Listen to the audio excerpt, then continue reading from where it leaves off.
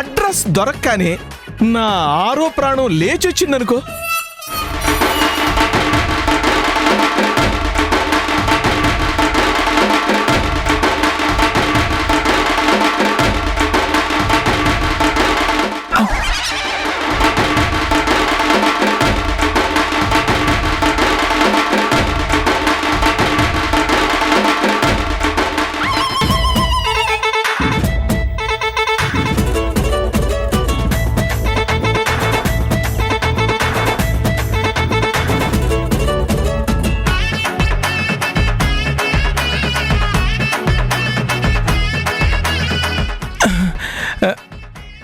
మరిది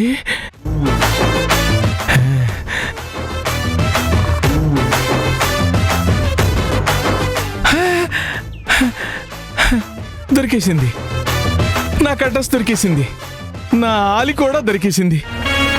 ఇక నేను పూటకి పిడికెడు ముద్ద కోసం చేతులు చాచాల్సిన అవసరం లేదు, వెంపర్లాడాల్సిన కర్మే లేదు. 94936 వచ్చేస్తున్నాను. శక్తి శక్తి వచ్చేస్తున్నాను. అవునా బావా? బ్యానర్లో నా ఫోటో చూసి అడ్రస్ కనుక్కొని మరీ వచ్చావా? అసలు ఇన్నేళ్ళు నువ్వు ఎక్కడికి వెళ్ళిపోయావు బావా?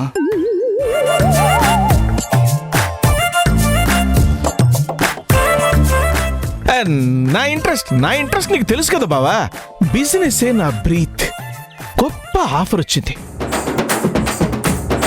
ఇన్ఫార్మ్ చేయటానికి కూడా కంఫర్ట్ టైం లేక ఆయిల్లో నుంచి ఆణిముత్యాలు తీయడానికి జెట్ ఎక్కి జెట్ స్పీడ్ లో దుబాయ్కి వెళ్ళిపోయాను. ఫుల్ బిజీ బావా. అందుకే నీ పెళ్ళికి కూడా రాలేకపోయాను. యూనో మాయా, ఇప్పుడు దుబాయ్ నుంచి వస్తున్నారా? అంతే కదా, దుబాయ్ నుంచే. మరి ఇన్నేళ్లలో ఒక్కసారి కూడా ఎందుకు రాలేదు బావా? డీల్ అలాంటిది కూడా. నిమిషానికో ఐడియా, దీనార్ల మీద దీనార్లు. నా ఫాస్ట్ థింకింగ్ కి వాళ్ళు ఫిదా అయిపోయారు. ఎవరైనా సరే ఈ మేధావిని ఎత్తుకుపోతారేమోనని నిఘా పెంచారు. నన్నెవరూ కలవకుండా, నేనెవరిని కలవకుండా, నా ఐడియాలు నేను మరొకళ్ళకి ఇవ్వకుండా ఐలాండ్ ప్యాలెస్ లో ఫుల్ సెక్యూరిటీ ఇచ్చి స్ట్రిక్ట్ గా ఉంచారు. కదిలితే ఫోర్స్, మెదిలితే ఫోర్స్, చుట్టూ ఫోర్స్, రౌండ్ ద క్లాక్ పహారా. అందుకే ఏంట్రా ఆయన చెప్పేది కొంచెం ఓవర్గా అనిపించట్లేదు? అటు ఫోర్స్ ఇటు ఫోర్స్ అంటున్నాడా? కొంపతీసి జైల్లో ఉండి రాలేదు కదా? అంత బుస్సే అమ్మమ్మ, అక్కడ ఏం లేదు. టాక్సీ డబ్బులు ఇవ్వడానికి డబ్బులు లేవు. బావా, మిగతా విషయాలన్నీ తర్వాత మాట్లాడుకోవచ్చులే, కానీ చాలా ఏళ్ల తర్వాత వచ్చావు కదా, అక్కతో మాట్లాడుకోవాల్సిన విషయాలు చాలా ఉంటాయి. అక్క, బావని నీ రూమ్కి తీసుకెళ్ళు. తరుణ్, మామయ్య లగేజ్ తీసుకెళ్లి గదిలో పెట్టు. సరే.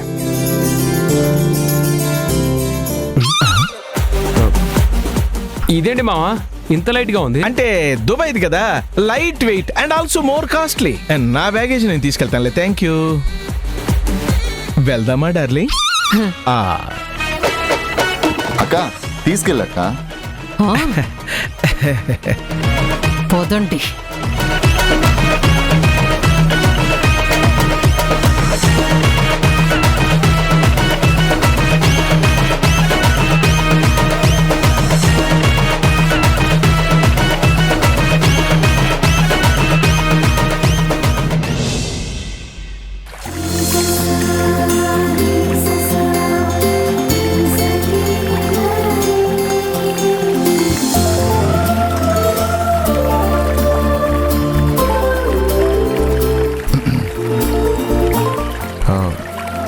అంత కష్టపడి వెయిటర్ గాన్ని పట్టించాను, ప్రాబ్లం సాల్వ్ చేశాను, కనీసం థ్యాంక్స్ కూడా చెప్పలేదు.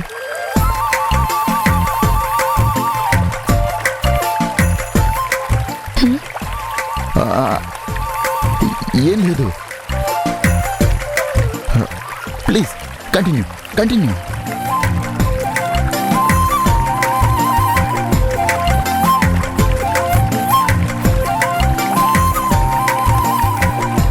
రాకముందు వీటిని పట్టించుకునే వాళ్ళెవరూ లేరు. వాడిపోయి తలలు వాల్చేసేవి. నువ్వొచ్చాకే కాస్త తేరుకొని జీవం పోసుకొని తలెత్తాయి. కొత్త చిగుర్లు తొడిగి నేవలంగా పచ్చగా ఎదుగుతున్నాయి. పూలు పూస్తూ సంతోషాలను పంచుతున్నాయి. ఎన్ని మొక్కలు పెంచితే అంత ఆక్సిజన్ అవి మనకు పంచుతాయి. అవి పచ్చగా ఉంటేనే మనం హ్యాపీగా ఉంటాం. ముందు ముందు నువ్వు ఎన్ని మొక్కలైనా పెంచొచ్చు. కావాల్సినంత స్థలం ఉంది. నిన్ను కాదనే వాళ్ళు ఎవ్వరూ ఉండరు. ఏదైనా ఈ మార్పుకి కారణమైన నీకు వాటి తరపున థ్యాంక్స్. అవి నాకు ఆల్రెడీ చెప్పేశాయి. ఓ, ఈ అవకాశం కూడా నాకు మిగల్లేదన్నమాట. సరేలే, అదృష్టాన్ని బట్టే అవకాశం. అవకాశం ఏదైనా మన లాభం కోసం, క్షేమం కోసం, జీవం కోసం మాత్రమే వాటిని మనం పెంచుతున్నాం. అంతేకాని వాటికి ప్రాణం ఉందని ఎవ్వరూ ఆలోచించరు. హం, మన మీద ఆధారపడ్డవే అన్న చులకన. వాటి అవసరం ఉందని తెలిసినా కూడా పూలు కోసి, మేను కోసి హింసిస్తారు. మన అందాల కోసం మాత్రమే వాటి మీద ప్రేమ, లేకపోతే నిర్లక్ష్యం. వాస్తవంగా మొక్కలు నీడనిస్తాయి, గూడునిస్తాయి, కూడునిస్తాయి. అయినా వాటికి మాత్రం మనం విలువివ్వం. నువ్వన్నది 100% ట్రూ. సరేలే, కానీ నువ్వేం ఆలోచిస్తున్నావు? మనం మళ్ళీ కలిశాక మన మధ్య జరిగిన మంచి సంభాషణ ఇదొక్కటే అనుకుంటున్నాను. దీని గురించి కాదు. రేపు DNA రిజల్ట్స్ వస్తున్నాయి కదా, నీకేం ఎగ్జైట్మెంట్గా అనిపించడం లేదా? ఎందుకు? ఏముంది? నా నమ్మకం నిలుస్తుంది, గెలుస్తుంది. వచ్చే వస్తాయి. ఆరాటపడితే ఏవీ మారవు కదా. మాటలు కూడా పొదుపేనా? క్లుప్తంగా కట్ చేస్తావు. ఈ టైంలో షేర్ చేసుకోవాల్సినవి చాలా ఉంటాయి కదా. ఇన్సిడెంటల్ ఇంట్రెస్ట్, ఇంటర్నల్ ఒపీనియన్, వివరంగా మాట్లాడుకోవచ్చు కదా. నా లైఫ్లో ఇన్సిడెంట్స్ చాలా జరిగాయి. మర్చిపోవలసినవి కొన్ని ఉంటే గుర్తుంచుకోవాల్సినవి చాలా ఉన్నాయి. ఇవాళ మన మధ్య జరిగిన సంభాషణే కొంచెం ఇంట్రెస్టింగ్గా ఉంది. గతంలో ఎప్పుడూ జరగలేదు. ఏంటో అర్థం చేసుకోవడం చాలా కష్టం. ఆడవాళ్ళ మాటలకు అర్థాలు వేరంటారు.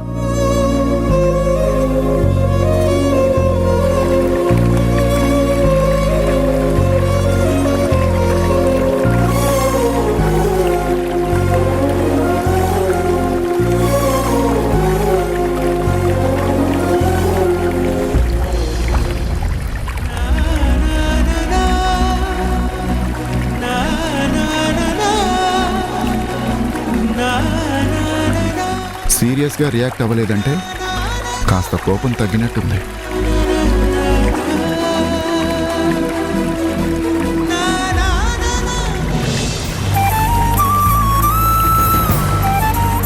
అర్థం కానిది నేను కాదు, నువ్వు. అపార్థాలకి ఐడెంటిటీ.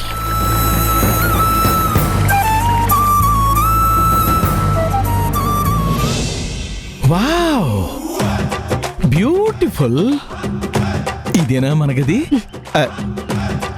సౌమ్య, నేను కాస్త పర్సనల్ గా మాట్లాడాలి. ఓ మర్చిపోయాను, అలవాట్లో పొరపాటు. నీతో పాటు తిరగడం అలవాటైపోయింది కదా. మీరు నీకు అనవసరం. నువ్వు వెళ్ళు సౌమ్య. డోర్ క్లోజ్ చేసుకొని వెళ్ళు. అలాగే. వేధించింది చాలదా? మళ్ళీ ఎందుకు దాపరించావు?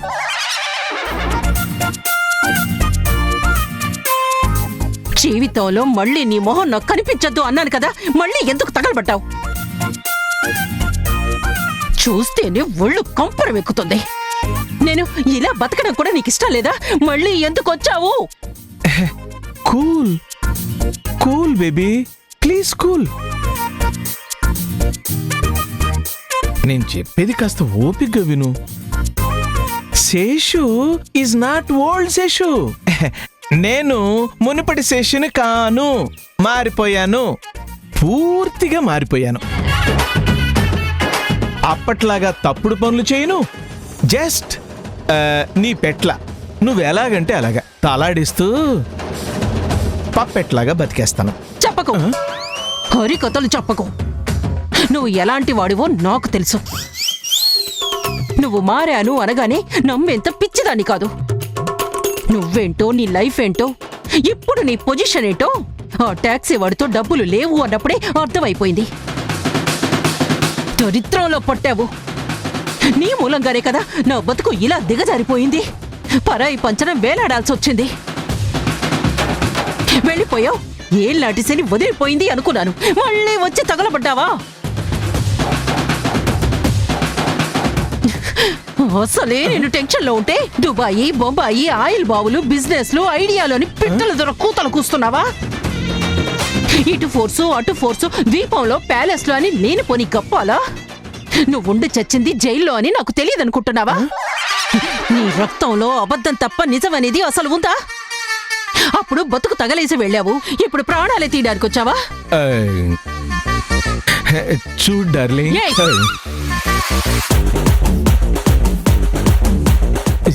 శక్తి, అప్పుడెప్పుడు తప్పు చేశానని ఎప్పుడు చేస్తానా? పైగా ఇప్పుడు చేస్తానా?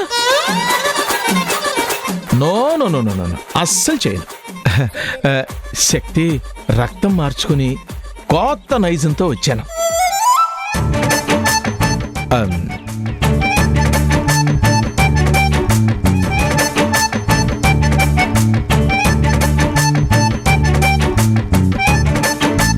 డార్లింగ్, ఎంతైనా నువ్వు చాలా బ్రిలియంట్ శక్తి.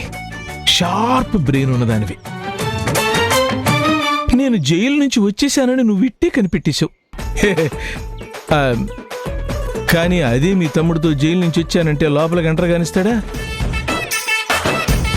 ఇలా అక్కతో మాట్లాడు బావా అని గదిలోకి పంపిస్తాడా? హాల్లోనే మెడ పట్టుకుని బయటికి గెంటేసి ఉండేవాడు. అందుకే చిన్న దుబాయ్ కేక్ వేశా. ఛీ! అవును, ఇందాకేంటి టెన్షన్లో ఉన్నానన్నావు? నువ్వు అవతల వాళ్ళని టెన్షన్ పెట్టేదానివే కానీ నువ్వు టెన్షన్లో ఉండటం ఏంటి? అసలు నీ ప్రాబ్లం ఏంటో చెప్పు. నా బ్రెయిన్ షార్ప్నెస్ తో ఆలోచించి చీటికలో నీ ప్రాబ్లంకి సొల్యూషన్ చెప్తాను, ప్రాబ్లం సాల్వ్ చేసేస్తాను. హ? నువ్వా? ఈ చచ్చ బుర్రతోనా నువ్వు నా ప్రాబ్లం సాల్వ్ చేస్తావా? నమ్మడానికి నేనింకా వెర్రిదాన్ని అనుకుంటున్నావా? నో నో శక్తి, నేను కూడా చాలా ఎక్స్పీరియన్స్ సంపాదించుకుని వచ్చాను. డోంట్ అండర్ ఎస్టిమేట్ మీ. ఒక చిన్న క్లూ ఇవ్వు, నీ ప్రాబ్లం ఏంటో నేను అర్థం చేసుకుంటాను. హూ, చేసుకుంటావా? నిజంగా చేసుకుంటావా? షూర్ చేసుకుంటాను. వాడు నన్ను కాదని ఆ పిల్లని పెళ్లి చేసుకున్నాడని నాకు మంట. వాడి డబ్బు మీద నా ఖర్చు చేసే హక్కు లేదా? ఎవరి హక్కులైనా భార్య వచ్చేంతవరకే.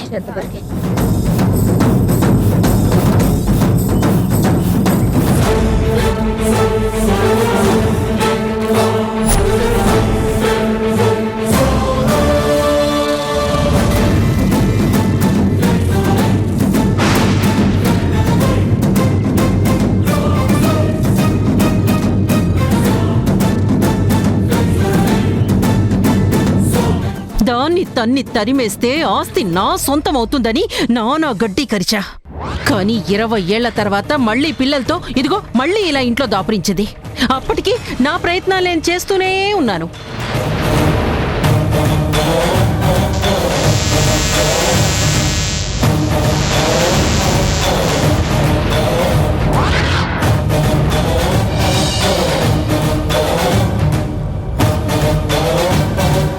నిన్ను సాధ్యమైనంత వరకు తన వైపుకు మలుచుకోవడానికి ఆ పిల్లల్ని నీ పిల్లలే అని ఒప్పించడానికి ప్రయత్నం చేస్తుంది. డిఎన్ఏ రిపోర్ట్ వచ్చే వరకు అందరం కలిసి ఒకే చోట ఉండటానికి అగ్రిమెంట్ కూడా జరిగింది. అందరికీ గుడ్ న్యూస్. డిఎన్ఏ రిపోర్ట్స్ ఎల్లుండి వస్తున్నాయి. చివరికి డిఎన్ఏ టెస్ట్ దాకా తీసుకొచ్చాను. ఇప్పుడు రిజల్ట్స్ రాబోతున్నాయి. అందులో పాజిటివ్ వస్తే నీలాగానే కేర్ ఆఫ్ ప్లాట్ఫారం అవుతుంది నా బతుకు.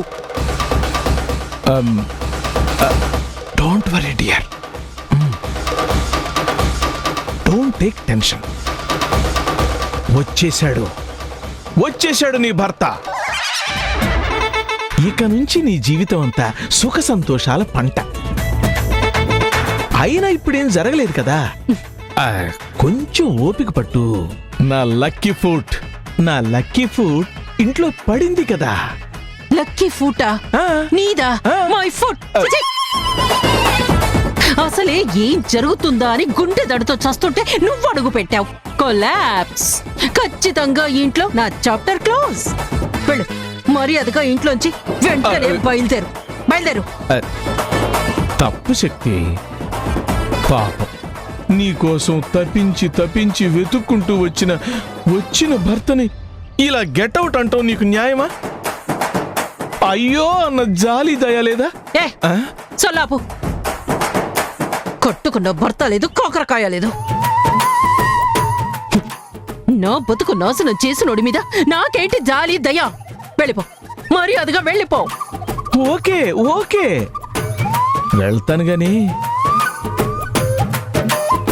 ఒక్కసారలా ఫ్లాష్ కట్లోకి వెళ్దామా? నీతో అవన్నీ హ్యాపీగా షేర్ చేసుకుని వెళ్ళిపోతాను. అవును, వచ్చి చాలాసేపు అయింది కదా, అసలు విషయం అడగటమే మర్చిపోయాను. మన ప్రేమకి ప్రతిరూపం, మన ప్రేమ ఫలం, మన పుత్రరత్నం బాగా ఎదుగుంటాడు కదా.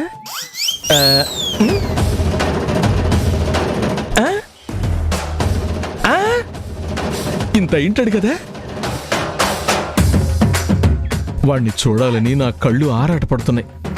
ఎక్కడున్నాడు, ఎలా ఉన్నాడు, నా పేరు, ప్రతిష్ట, గౌరవం నిలబెడుతున్నాడా? నీకొక పేరు, ప్రతిష్ట.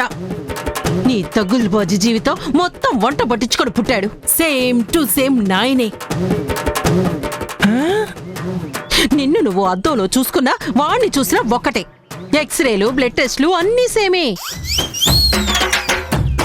నీలాగే గాలికి తిరుగుతాడు. ఇష్టం వచ్చినప్పుడు వస్తాడు, లేకపోతే రాడు. వెరీ గుడ్ శక్తి. ఒకప్పుడు గాలికి తిరిగిన వాళ్లే ఇప్పుడు ఆకాశాన్నంటే మేడల్లో ఉంటున్నారు. వాడు ఎదుగుతాడు, డెఫినెట్ గా తలెత్తుకొని చూసే స్థాయికి ఎదుగుతాడు. రాని, నా కొడుకు వచ్చాక వాడిని ఒక్కసారి తృప్తిగా చూసి వెళ్ళిపోతానే ప్లీజ్. అప్పటి వరకు నువ్వు మెడ పట్టుకుని గెంటినా no foot out. I settle here only.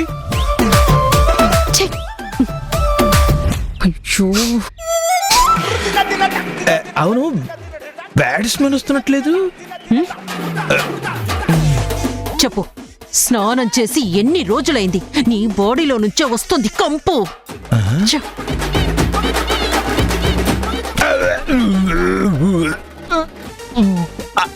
అవును, అదే నా బాత్రూము. స్నానం చేసేస్తాను.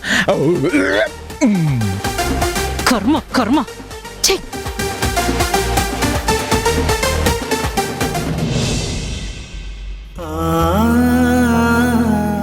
ముందు నువ్వు ఎన్ని మొక్కలైనా పెంచొచ్చు. కావాల్సినంత స్థలం ఉంది. నిన్ను కాదనే వాళ్ళు ఎవరు ఉండరు.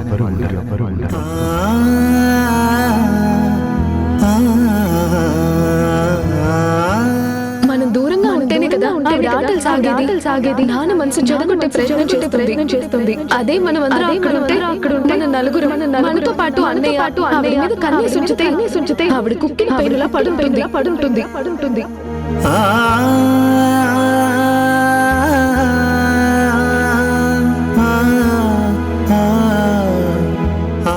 అందరికీ గుడ్ న్యూస్. డిఎన్ఏ రిపోర్ట్స్ ఎల్లుండి వస్తున్నాయి.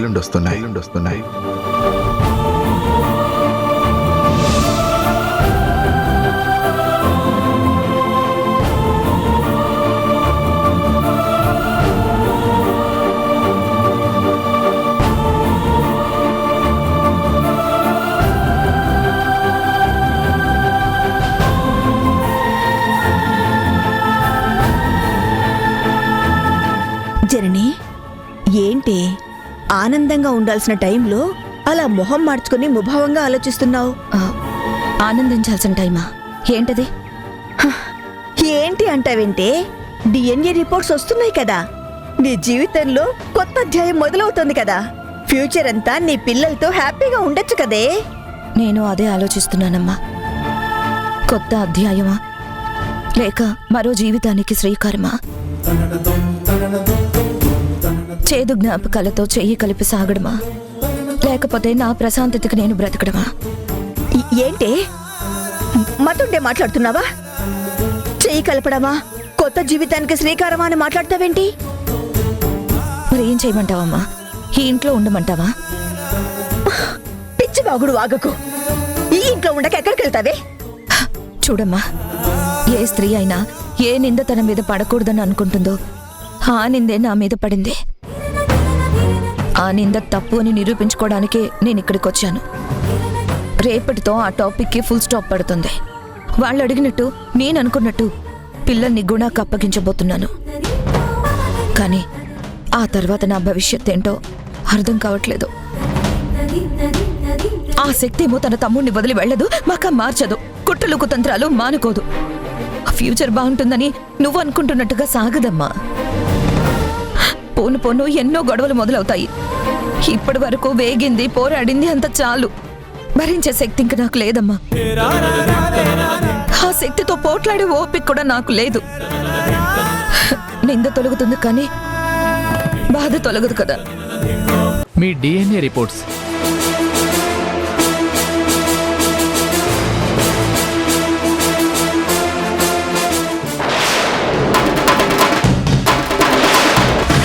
రిపోర్ట్స్ పాజిటివ్ గానే వచ్చాయి కదా?